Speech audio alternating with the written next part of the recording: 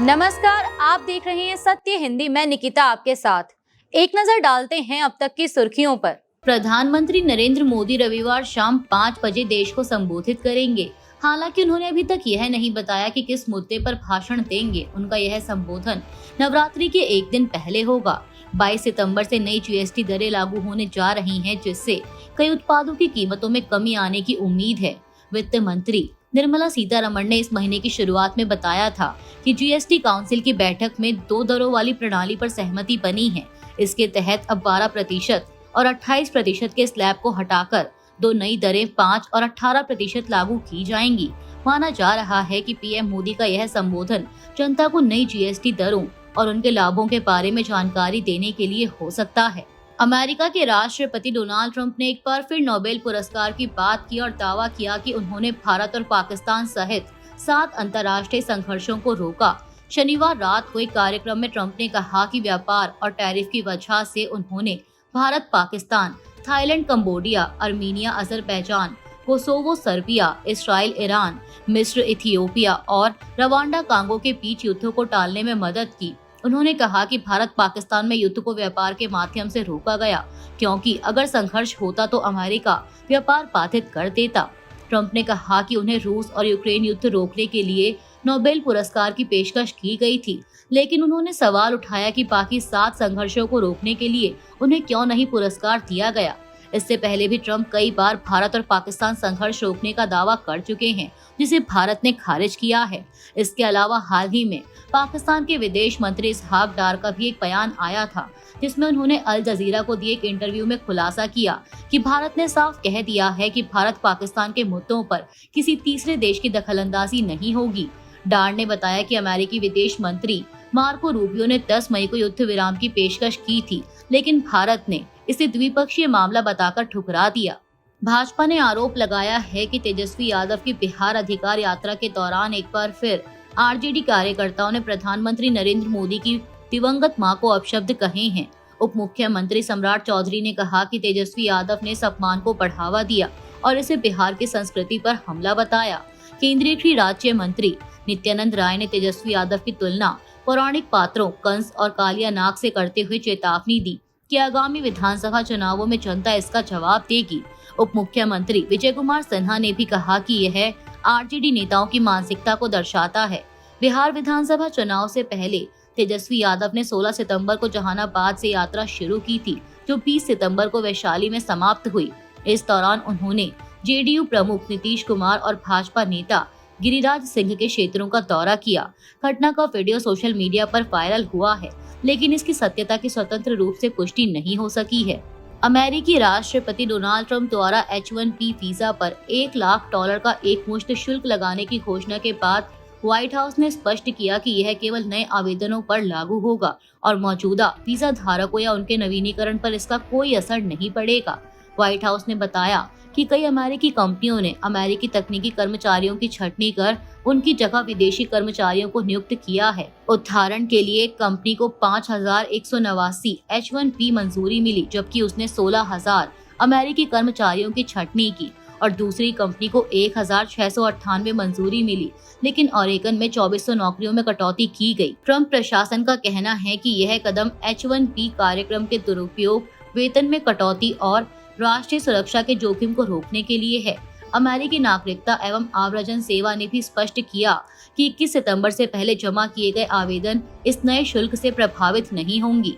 महाराष्ट्र के उप मुख्यमंत्री एकनाथ शिंदे का एक्स अकाउंट रविवार सुबह हैक हो गया।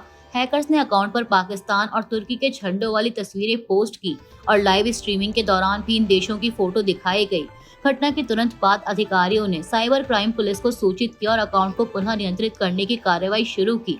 लगभग 30 से 45 मिनट में अकाउंट सामान्य स्थिति में आ गया। अधिकारी ने कहा कि इस तरह की घटनाओं से सरकारी अधिकारियों और जनता दोनों की डिजिटल सुरक्षा पर सवाल उठते हैं। विशेषज्ञों ने बताया कि सरकारी और राजनीतिक अकाउंट की निगरानी और सुरक्षा बढ़ाना आवश्यक है। इससे पहले झारखंड मुक्ति मोर्चा यानी जेएमएम के अकाउंट का भी हैकिंग का मामला सामने आया था, जिसे बाद में रिकवर किया गया। पश्चिम बंगाल की मुख्यमंत्री ममता बनर्जी ने शनिवार को 3 दुर्गा पूजा पंडालों का उद्घाटन किया और कहा कि अगले 5 दिनों में वह राज्य भर में करीब 3000 पंडालों का उद्घाटन करेंगी। भाजपा ने उन पर महालय से पहले पूजा पंडाल खोलकर हिंदू भावनाओं को आहत करने का आरोप लगाया है। महालय पितृपक्ष के अंत और देवी पक्ष की शुरुआत का प्रतीक है। ममता बनर्जी ने इस साल ताला प्रत्यय पूजा के लिए थीम गीत भी लिखा है और उनकी 2 सीडी रविवार को लॉन्च होंगी। कोलकाता और सिलो में कुल मिलाकर 45,000 से अधिक सामुदायिक पूजा होगी। यूनेस्को ने 2021 में कोलकाता की दुर्गा पूजा को अमूर्त सांस्कृतिक धरोहर का दर्जा दिया था। इस बार राज्य सरकार ने क्लबों को मिलने वाला अनुदान 85,000 रुपए से बढ़ाकर 1.10 लाख रुपए कर दिया है। वहीं भाजपा के आरोपों पर टीएमसी ने कहा कि ममता बनर्जी केवल पंडाल का उद्घाटन कर रही हैं, मूर्ति का अनावरण नहीं। अमेरिकी राष्ट्रपति डोनाल्ड ट्रंप द्वारा H1B वीजा पर $1 लाख का वार्षिक शुल्क लगाने के फैसले ने भारत और अमेरिका व्यापार वार्ताओं को प्रभावित किया है। वाणिज्य मंत्री पीयूष गोयल की अगले हफ्ते होने वाली अमेरिका यात्रा से पहले यह कदम भारत के लिए चुनौती बन गया है। यह शुल्क भारतीय IT कंपनियों जैसे इन्फोसिस और TCS जो 70% H1B वीजा लेती हैं को नुकसान पहुंचाएगा। अमेरिका का दावा है कि यह नीति स्थानीय स्नातकों को प्राथमिकता देगी, लेकिन विशेषज्ञों का कहना है कि यह व्यापार वार्ताओं में भारत पर दबाव बनाने का हथियार है। नास्कॉम ने चेतावनी दी कि इससे लागत बढ़ेगी और परियोजनाएं प्रभावित होंगी। भारत को अब सेवा निर्यात में विविधता लाने और अमेरिकी बाजार पर निर्भरता कम करने की जरूरत है। अमेरिका में H1B वीजा शुल्क को लेकर मचे भ्रम पर व्हाइट हाउस ने बड़ा बयान दिया है। हाल ही में राष्ट्रपति ट्रंप द्वारा जारी घोषणा के बाद आशंका थी कि अब हर साल $1 लाख का शुल्क देना होगा, लेकिन प्रेस सचिव ने साफ किया कि यह वार्षिक नहीं बल्कि एकमुश्त शुल्क है और केवल नए वीजा आवेदन पर लागू होगा।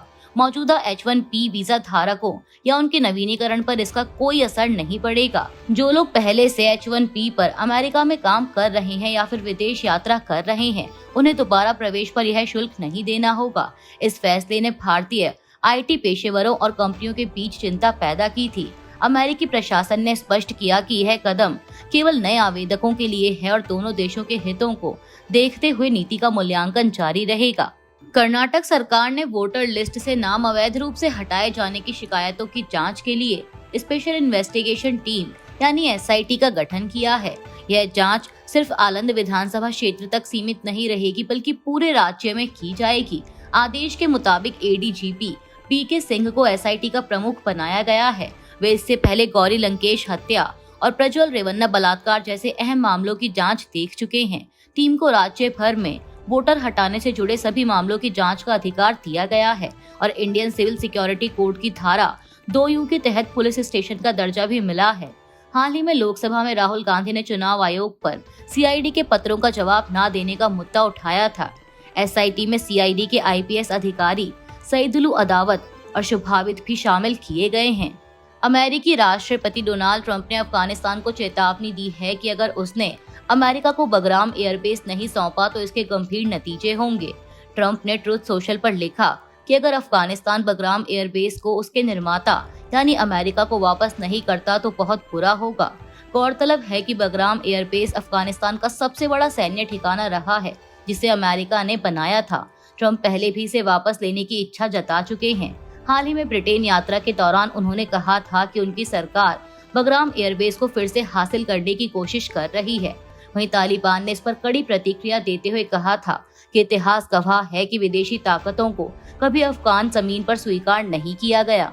बिहार विधानसभा चुनाव से पहले महागठबंधन के मुख्यमंत्री पद के चेहरे को लेकर कांग्रेस ने स्पष्ट बयान दिया है। कांग्रेस सांसद अखिलेश प्रसाद सिंह ने कहा कि तेजस्वी यादव ही महागठबंधन के मुख्यमंत्री पद का चेहरा होंगे और कोई दूसरा विकल्प नहीं है।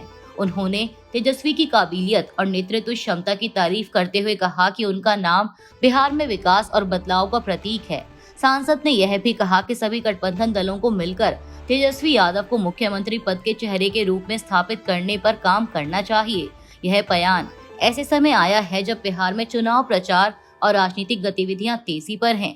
कांग्रेस का यह रुख महागठबंधन की एकता और तेजस्वी यादव के नेतृत्व को मजबूत करता है। सिंगर जुबिन गर्ग का शव रविवार सुबह गुवाहाटी एयरपोर्ट पर पहुंचा। जहां हजारों प्रशंसक उन्हें अंतिम विदाई देने के लिए मौजूद रहे। उनकी पत्नी गरिमा गर्ग और राज्य सरकार के अधिकारी भी शव लेने के लिए पहुंचे। मुख्यमंत्री हेमंत बिस्वा शर्मा ने दिल्ली एयरपोर्ट से सुबिन का पार्थिव शरीर रिसीव किया और इसका वीडियो अपने आधिकारिक एक्स हैंडल पर शेयर किया। शव को एयर इंडिया एक्सप्रेस की उड़ान IX1197 से गुवाहाटी लाया गया, क्योंकि ताबूत बहुत बड़ा होने के कारण किसी चार्टर्ड विमान में फिट नहीं हो सका। सुबिन गर्ग का निधन शुक्रवार को सिंगापुर में स्कूबा डाइविंग के दौरान एक दुर्घटना में हुआ था। पूर्वोत्तर के रॉक स्टार के नाम से मशहूर सुबिन गर्ग 3 दशकों से अधिक समय तक संगीत में सक्रिय रहे और असमिया व बॉलीवुड की प्रभावशाली आवाजों में शामिल थे। अभी के लिए इतना ही। बाकी की देश दुनिया की बड़ी खबरों के लिए जुड़े रहिए सत्य हिंदी के साथ। Copyright disclaimer under Section 107 of the Copyright Act 1976. Allowance is made for fair use for purposes such as criticism, comment, news reporting, scholarship, and research. Fair use is a use permitted by copyright statute that might otherwise be infringing.